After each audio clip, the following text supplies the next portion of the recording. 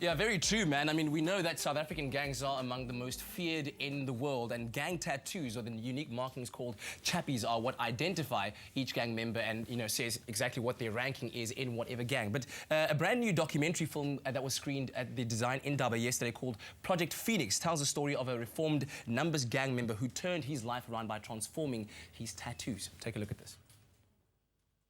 It's not like everybody's lining up to help drug addicts and to help gangsters to, you know, so to say, restore their life.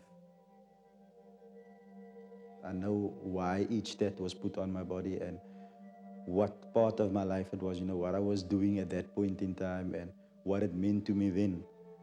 So when I walk down the street and people see these tats, you know, they immediately associate you with gangsterism, right? So people still look at you and they think, hey, this guy is part of the firm. And for people to look at you like that, you feel like you'll never amount to more. I've been to hell and back. So for me to become this new person out of what I was, you know, it's amazing, man. And I kind of feel like a phoenix because out of all that I've been in, I could grow out a new person. A truly incredible and inspiring story there of Roger Motorn. And here to tell us a bit more about this story is Executive Creative Director at Fox P2, Justin Gomes, as well as Corinne Murray, who's co-director of Project Phoenix. So thank you very much for joining us this morning and bringing us this. So this premiered yesterday at Design Indaba. And it's inspiring, like you were telling me just earlier on, Justin, about how someone else's creativity can help someone else's life transform. Tell me a bit about the inspiration behind the story and how it all came about.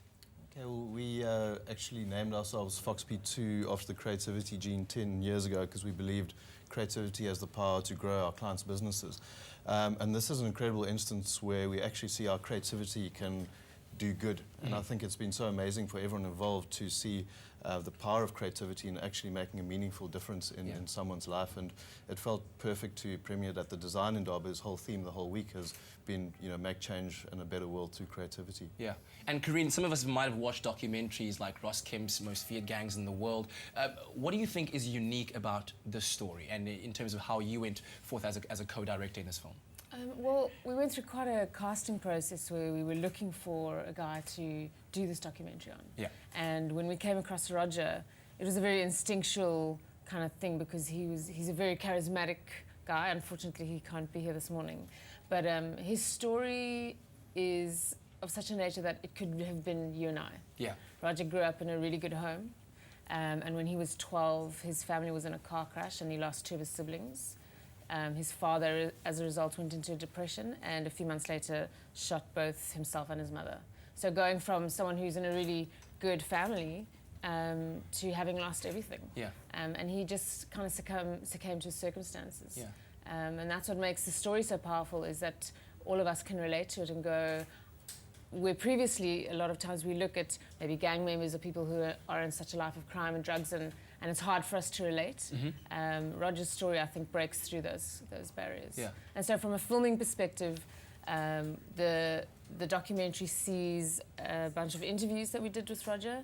We filmed the tattoo process of Manuela transforming his gang tats into new tattoos. Yes. But we also did a bunch of reenactments, which we took a little bit of a different approach to. We opened it up to be a little bit more of an abstract kind of surreal process, which we wanted an audience to feel rather than following him into a factual, this is where he lives and this is what it was like. Yeah. And we tried to access his memory and what it was like for him, maybe what it felt like when he was a kid. Yeah. And try and give that kind of emotional feeling to the audience rather than the facts. And something that I also just learned new now is that the actual term is chappies and not chappies, as I said. But what is the message that you want South Africans, and I think especially those youths that are vulnerable to falling victim to gang life, to learn from a story like this?